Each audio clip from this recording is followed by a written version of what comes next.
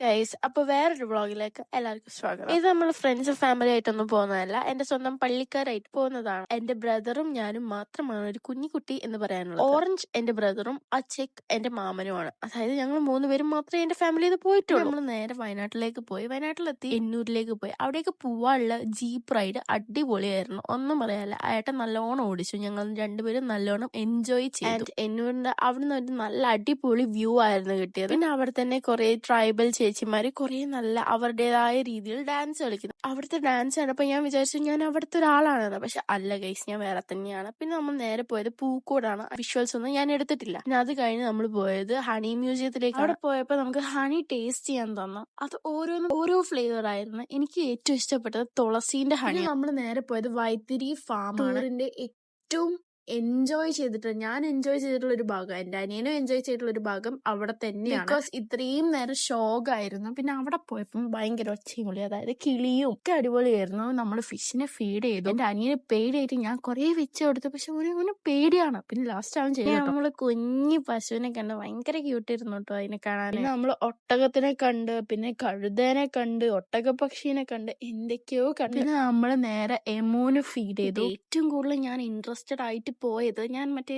തത്തയില്ലേ macaw, അതിനെ എടുക്കണം എന്ന് വിചാരിച്ചിട്ടായിരുന്നു. പക്ഷെ ചില സാങ്കേതിക കാരണങ്ങളാൽ അത് എടുക്കാൻ പറ്റിയിട്ടില്ല. എന്റെ അനിയന് അതിനെ ഫീഡ് ചെയ്യണം നല്ല ആഗ്രഹമുണ്ട്, പക്ഷെ അവന് ഭയങ്കര പേടിയാണ്. ഇവൻ ഓട്ടം ഞങ്ങൾ എല്ലാരും നല്ലോണം ചിരിച്ചു. അവിടെ ബാക്കിൽ ഞങ്ങൾ കഴിഞ്ഞിട്ട് വെയിറ്റ് ചെയ്ത് നിൽക്കുന്ന കുറേ പേരുണ്ടായിരുന്നു. അവരൊക്കെ നല്ല പൊട്ടി പൊട്ടി ചിരിച്ചു. കുട്ടികളൊക്കെ കൊണ്ടുപോകാൻ പറ്റിയ ഒരു ബെസ്റ്റ് ആയിട്ടുള്ള പ്ലേസ് ആണ് വൈത്തിരി ഫാം. ബിക്കോസ് അവരൊന്ന് എനർജറ്റിക് ആവും. അവർ എനർജറ്റിക് ആവുന്നതിലൂടെ അവിടുത്തെ ആനിമൽസും മെയിൻ തിങ് അവിടെ വർക്ക് ചെയ്യുന്ന ചെറുക്കന്മാരാണ്. അവര് നല്ലോണം നല്ല വൃത്തിക്ക് നമുക്ക് ഇൻസ്ട്രക്ഷൻസ് ഒക്കെ പറഞ്ഞു എന്താ ചെയ്യേണ്ടതെന്ന്. പിന്നെ അവര് കഴിയുന്നതും നമ്മളെ സ്വഭാവത്തിന് ഹാഷ് ആവാണ്ട് നോക്കിയിട്ടുണ്ട്. ബിക്കോസ് എന്റെ അനിയനൊക്കെ അമ്മാതിരി കളിയാണ് കളിച്ചത്. നിങ്ങൾക്ക് തന്നെ കാണാൻ പറ്റില്ല, അവൻ ഓടുന്നു, അങ്ങനത്തെ ഒരു കളിയായിരുന്നു. ബട്ട് അവര് കഴിയുന്നതും സപ്പോർട്ട് ചെയ്തിട്ട് തന്നെയാണ്. മസ്റ്റ് ആയിട്ട് പോകാൻ പറ്റിയ ഒരു അടിപൊളി സ്ഥലം തന്നെയാണ് കേട്ടോ വൈത്തിരി ഫാം. എൻജോയ് ചെയ്യാൻ പറ്റും, ഫാമിലി ആയിട്ടും ഫ്രണ്ട്സ് ആയിട്ടും എല്ലാവരെയും. ഇത്രയ്ക്കും അടിപൊളിയാണ്. അപ്പൊ ഇന്ന് ഇത്രയേ ഉള്ളൂ. എന്നാ ശരി.